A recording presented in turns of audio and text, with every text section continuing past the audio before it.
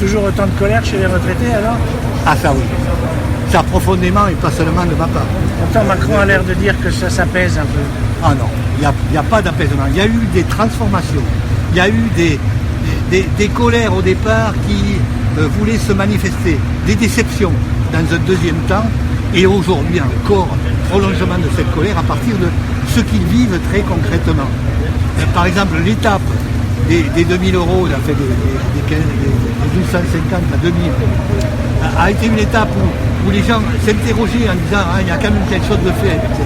Mais quand ils le vivent dans le concret et qu'ils vivent la dégradation de leur pouvoir d'achat, les attaques contre les services, ça pèse très lourdement, par exemple, services publics et santé.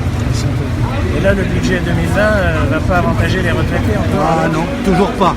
Toujours pas, mais pas seulement les retraités, mais toujours pas les retraités. Avec quand on rétrécit un budget et qu'on prétend supprimer les impôts, qu'on le veuille ou non, d'une part les retraités sont les plus faciles à toucher par leur place dans la société. Ils ne sont pas encore assez organisés, c'est ça? Ah ben oui. Je ne suis pas déçu. Je pense qu'on aurait besoin. Il y a traditionnellement l'idée que les retraités, on est tranquille pour notre avenir. Et là, se rajoute aujourd'hui la culpabilisation des retraités par rapport à la retraite. Donc vous avez bien l'intention de continuer alors? Ah, je pense bien. Il faut qu'on continue, mais surtout qu'on convainque davantage de gens de venir à nos manifs et de venir protester avec nous. Parce que là, on a besoin de construire et construire en termes de conviction. Donc il y a un peu de soleil dans la vie des retraités? Oui, mais aujourd'hui c'est une journée de soleil, une manifestation, parce qu'on a notre place dans la société. On existe et c'est essentiel. Merci. Oui. Il pleut et vous êtes là. Pour Oui, quelle raison? Déterminé parce qu'on veut obtenir, comment dirais-je, satisfaction de nos revendications. Une réévaluation Et de la notre retraite. Voilà, exactement. Donc on ne lâchera pas. Comme pour la CSG, moi je fais partie de ceux qui ont été augmentés plein pot. Donc j'estime que c'est pas Vous avez juste. une idée des pertes de pouvoir d'achat? Ah que vous ben, avez subies à peu près? oui, oui, quand même à un certain. Oui, ça peut, je pense au moins pour l'année, tu veux dire. Oui. En pourcentage, on est deux dans le couple, alors ça fait au moins du 600 euros. Enfin, au moins. 600 euros pour Ah l'année. ouais, pour le couple. Hein. Ah, oui. Et 2020, la revalorisation est très minime par rapport à... Moi je n'y aurais pas droit. Mon mari, peut-être qu'il aura droit à 0,3% et encore, je ne sais pas sur les attaques complémentaires, c'est mon nom accepté. Mais bon, ça restera très minime. Donc c'est pas suffisant. Mais C'est rien du tout. Hein. Et alors, avec la réforme des retraites, oui.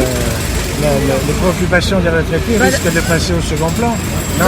Pas vraiment, parce Que que je Macron a pense l'air de que... dire que les retraités, Oui, enfin, finalement, moi, c'est réglé. Macron, il dit ce qu'il veut, mais nous, on fait ce qu'on a Nous, à faire. enfin, moi je pense qu'avec la réforme des retraites, si c'est la valeur du point et si les pensions sont augmentées en fonction de l'inflation, si il y a une crise économique, on sera de toute façon perdant. Je pense qu'on ne va pas gagner de toute façon sur la réforme des retraites. Il n'y a pas que les actifs qui vont être concernés en premier chef. Je pense que nous aussi. Ah ben oui, parce qu'à terme, il est probable qu'une fois Ouais. qu'ils Et auront puis, mis tout le monde au point. Après, il y a toutes les questions de reste à charge pour la santé, pour les questions de la perte d'autonomie. Moi qui suis aidante, parce que mon mari est malade, si j'étais pas infirmière de métier, et si j'étais pas là pour assurer un certain nombre de soins, je peux te dire que ça posera des sacrés problèmes, parce que voilà quoi. Et les EHPAD, ça reste Et les EHPAD, j'y pense tous les jours. Je me dis si un jour il faudrait qu'ils soient en EHPAD, je n'aurais pas les moyens de Moi, c'est ce que payer je me dis le tout reste le à temps, charge. Moi, Ni j'ai comme même- mari, ni je même suis mes toute seule, enfants, ni mais même avec mes une enfants. petite retraite de la banque. Bah oui. Quand j'ai travaillé plus de 40 ans dans la BNP, tu vois. Une petite retraite. Moi, j'ai les j'ai une pattes, je sais retraite, que je pourrais jamais. j'ai une Je sais retraite pas, un petit peu plus sur Paris, élevée. les enfants sont en banlieue, mais assez loin. Ouais. Je Et sais puis, pas. toi, avant, Je sais on pouvait au moins sortir, aller au resto, faire des petits trucs, ça devient exceptionnel. On fait attention.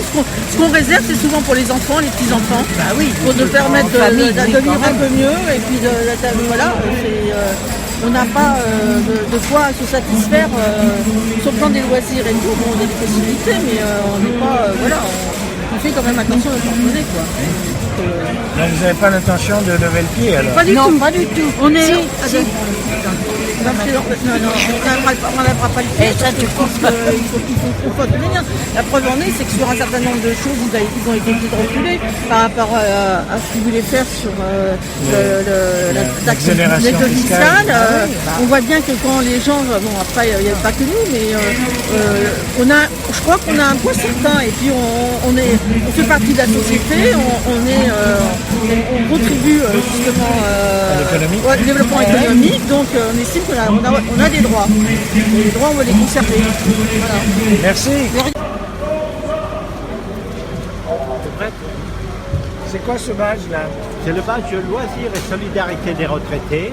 C'est une association qui a été créée par la CGT en 1981 et qui a pour but de rassembler les retraités pour les aider à satisfaire leurs besoins en matière de loisirs, de culture et de vivre autrement. Parce que les retraités en plus ils veulent des loisirs. Oui, bien sûr, ils ont bien mérité, les pauvres. Le problème, c'est que souvent, le pouvoir d'achat ne leur permet pas. Ils voudraient bien aller au théâtre, aller payer des spectacles, mais souvent leur pouvoir d'achat ne le permet pas. Alors c'est la raison pour laquelle Loisirs et Solidarité des retraités, qui n'est pas un syndicat, mais une association, eh bien, depuis 2014, participe au mouvement unitaire des Neufs sur les questions de pouvoir d'achat. Et qu'est-ce qu'ils vous disent les retraités que vous côtoyez à LSR? Ils nous disent que la vie est très, très difficile, qu'ils ont de plus en plus de mal à satisfaire leurs besoins. Moi, si je prends mon exemple perso, en 2018, j'ai gagné 300 € de moins que l'année précédente. Et encore, j'ai pas une grosse retraite, j'ai une retraite tout compris de 1 700 €, mais j'ai perdu 300 € dans l'année. Même en étant en dessous des 2000 €. Oui, bien sûr, parce que ça c'est du bidon leur truc. Et là, moi, je regarde mes déclarations de revenus, 300 € de moins en un an. Et en 2020, ça va pas s'arranger alors? En 2020, non, ça ne va pas changer, même s'ils me remboursent un petit peu de CSG, à mon avis, comme les retraites augmentent moins que l'inflation, donc de toute façon, je vais encore être dans le rouge là, par rapport à ça.